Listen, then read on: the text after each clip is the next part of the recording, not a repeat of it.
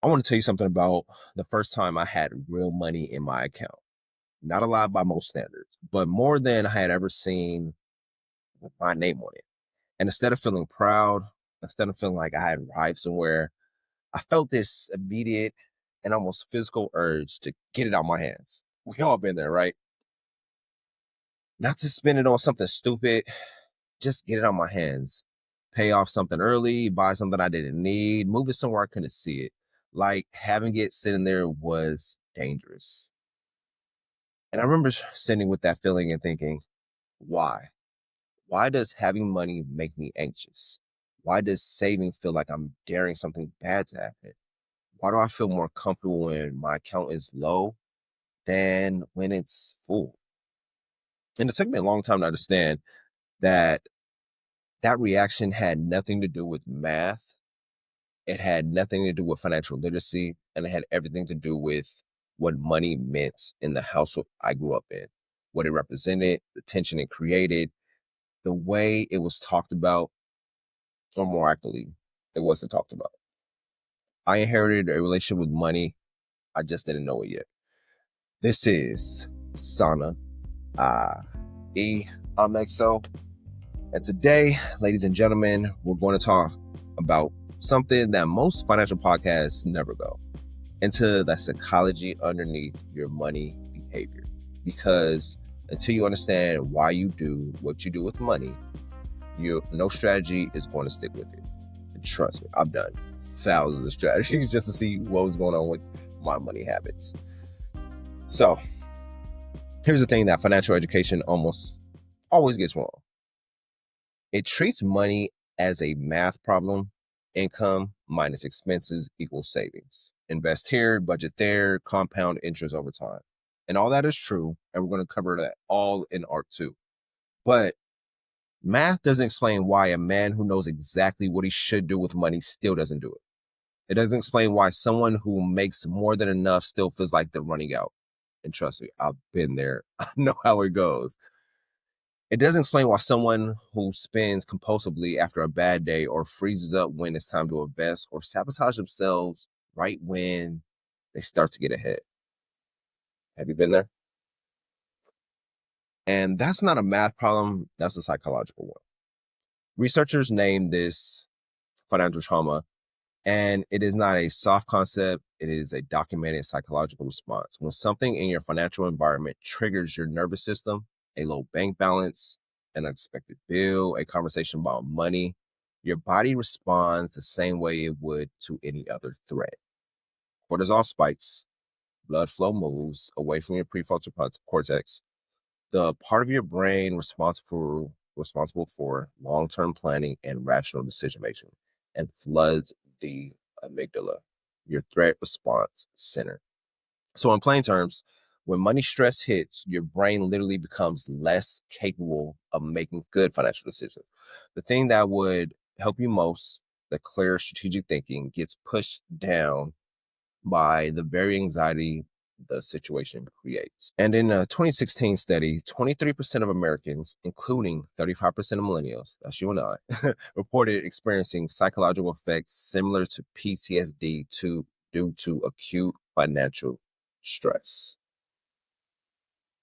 More than a third of our generation has experienced trauma level responses to money situations, and most of us were never told that's what it was.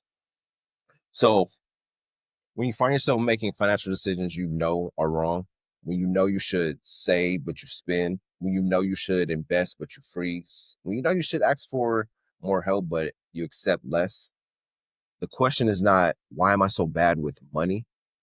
The question is, what did money mean where I came from? And am I still responding to it? I'm gonna let that resonate with y'all for a second. So let me tell you about the house I grew up in. Money was not something we talked about openly. When it was talked about, it was usually in the context of not having enough of it. The stress was real, and I can feel it in the tone of voices I heard, in the way certain conversations would suddenly end when I walked in the room, in the things that weren't said but were absolutely present. And I observed all of it, not as information, as identity, as what money is. Money is stress, money is tension, money is something that happens to you, not something you build. Money is the thing that determines whether the atmosphere in the house is heavy or light. And the atmosphere was heavy more often than not. I don't know what I was learning, any of this. And that's the thing about the programming. It doesn't announce itself. It becomes your default, your baseline, the invisible operating system running underneath every financial decision you make as an adult. And here's what makes this specifically complicated for Black men in America. Because our money stories aren't just individual, they're intergenerational, they're structural. The wealth gap between Black and white families isn't a reflection of individual choices. It is the cumulative result of systems that deliberately excluded Black Americans from wealth building for generations. Redlining, discriminatory lending, wage suppression, barriers to education, and capital. Research shows that financial trauma can be transmitted across generations. The same way our trauma is, chronic financial stress reshapes how parents interact with their children, what gets molded, what gets silenced, what beliefs get passed down as truth. A man whose father grew up in genuine scarcity, who passed down that anxiety to his son, who is now passing it to his, is not failing. He is carrying something that was placed on him before he was old enough to question it.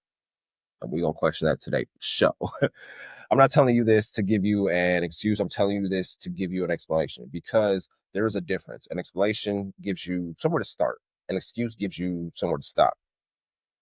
And the starting point is this. Your relationship with money is not fixed.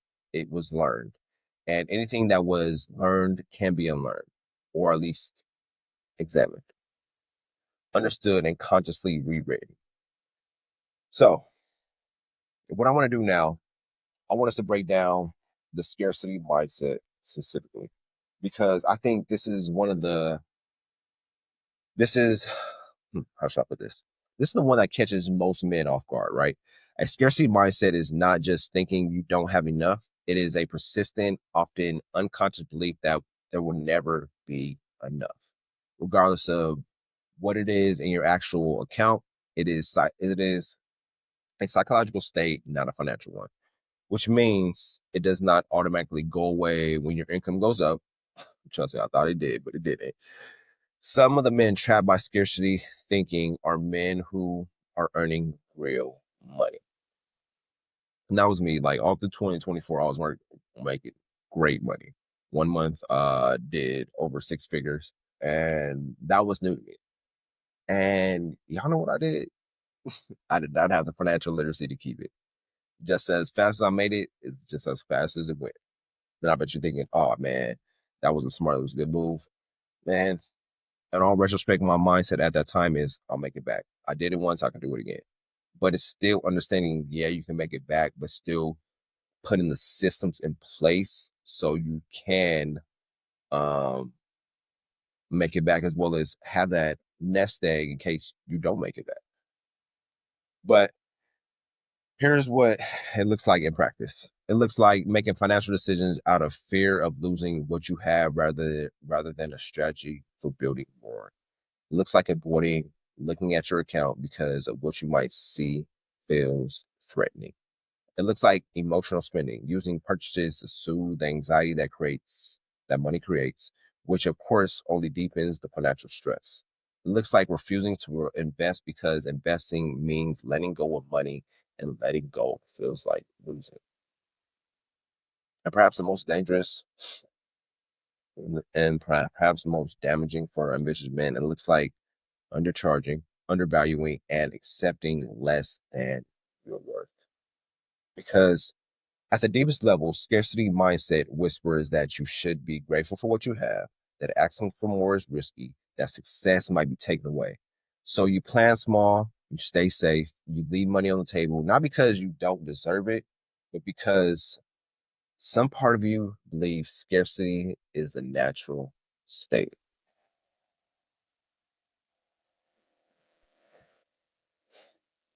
Ain't that something?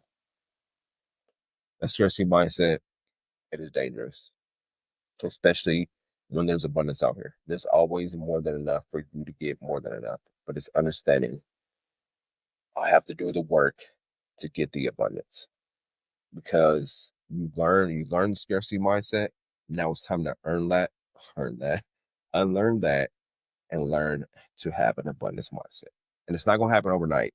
It takes time to where you will have to do the work as well as you may have to hypnotize yourself at night. If you don't know, your brain goes into a theta state where while you're sleeping, you're more prone to be hypnotized into a certain way of thinking. It's like reprogramming your subconscious mind. So you listen to this right now. If you're like, hey, how do I do that? Go on YouTube, look for a YouTube video, I would say tape, YouTube video where it's really going over money habits, money system, talking about money, positive effects of money, and just listening to that as you're sleeping. Put in the wired headphones, go to sleep, put that on play, and do that for 90 days and see how it reframes your money mindset.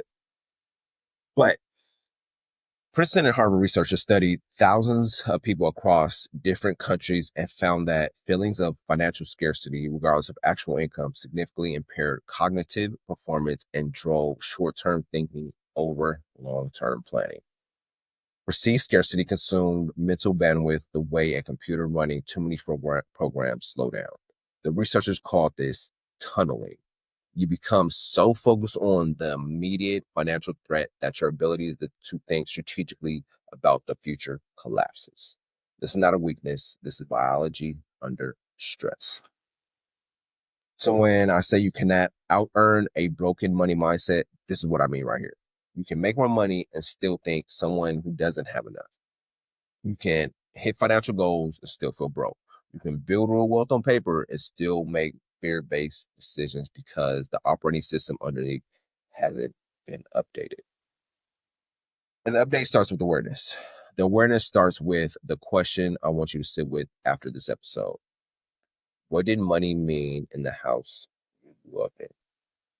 Not what your parents told you about money. What did you feel about it? What was the energy around it? What did it represent? And the answer is the beginning of your money story. And you get to decide whether it's also the end. So here's where I want to land this. Not in the womb, but in the work. You know, we love doing the work. Move number one. I got 4 moves for y'all. Name your money narrative. Before you open another budgeting app or read another wealth building book, sit down and write out your beliefs. Write out the beliefs you actually hold about money. Excuse me. Not the ones you think you should hold, the real ones. Money is hard to keep. Rich people are dishonest, always end up back at zero. I don't deserve to have more than the people around me. Whatever they are, write them down on paper. You can examine what you haven't named. For me, I did what I named the narrative, money narrative. I always end up back at zero. I'll make it back. You can't take it with you. Use it as a tool. Do I deserve this? Those are the ones I came up with. Move number 2, trace it back. Once you name the belief, ask, where did this come from? Is this something I decided or something I absorbed? Was this my parents' relationship with money, a specific event, a pattern I witnessed? Most of our limiting money beliefs are not conclusions we reach. They are experiences we survived. The survival beliefs were designed for a context that no longer exists. Me, I'm tracing it back. Childhood memories, my parents' relationship with money, and a pattern I witnessed over time. It wasn't taught to me, I caught it. And now I'm knowing now. Move number 3, test it against your current reality. Scarcity mindset runs on old data, right? Your nervous system is still responding to a financial environment that may have been real 20 years ago, but it's not your reality today. When the fear shows up, when you feel the urge to contract, to avoid, to play small, ask, is this threat real right now, or is this my history talking? Number 4, build evidence of the new story. Rewriting a money narrative is not just a mental exercise, it requires new experiences. Open the savings account, make an investment, even if it's small. You got to start somewhere. It'll compound over time. Ask for a raise. Price yourself correctly. Not because these moves will immediately resolve the anxiety, but because each one creates a data point that contradicts the old story. You are slowly and deliberately building proof that a different relationship with money is possible for you. Did you know financial therapists and researchers agree healing a scarcity mindset requires both a psychological work and behavioral action? The beliefs change faster when they are contradicted by lived experience. One financial win a month of intentional saving, a negotiation that goes in your favor, an investment that holds, does more for your money psychology than 10 hours of journaling about it. The brain learns through experience, given new experiences to learn from. This is the work underneath the wealth work. It's definitely not optional. Every financial strategy we will discuss in this arc two, every conversation about investing, about income, about protection, about legacy will land differently. You've done this work first. So do the work. Trust me. I have to do the work, and I'm grateful that I did the work because it was needed. But here's what I want you to hear before I let you go. The fact that you grew up in a financial stress, that you watch adults around you struggle, that money in your house meant tension and not enough, that is not your fault. None of this was your fault. But your financial future, that is your responsibility. And I say that not to put pressure on you, but to give you power, because responsibility means you have agency. It means the story is not finished. It means programming can be updated. It means the man who inherited a scarcity mind can, through deliberate work, build a completely different relationship with money and pass that new relationship to the generation that comes after him. That is real generational wealth. Not just the money, the mindset that money comes from. And your homework this week? Yeah, you got homework. And I don't say that lightly. I mean this literally, is to sit with that one question. What did money mean in the house I grew up in? Write it down, sit with it, and don't skip this, because this is where the real work starts. But next week, we're going deeper. We're digging deep into the scarcity mindset specifically and how to break free from survival mode with some money. This was going to hit. Trust and believe. But with that being said, man, I love y'all. I appreciate y'all. Share this with somebody. I know we all need that financial literacy as men, as women, whatever it may be. Share this with who you think this may help, because it starts with you changing the next generation as well as changing the current generation. Share the show, subscribe, listen on Apple Podcasts. We are on YouTube, man. Go listen on YouTube. Go be a subscriber. I know y'all be on YouTube like that. Subscribe to the channel at Sanai. Everything will be in the show notes, man. I appreciate y'all. Love y'all. Hey, it's your boy's birthday. Go ahead and pass this to me. That's one gift y'all can give to me. Share this with somebody. Appreciate it, man. I'm about to go celebrate the rest of my birthday, but I had to get this information out for y'all. I love y'all. I'll see y'all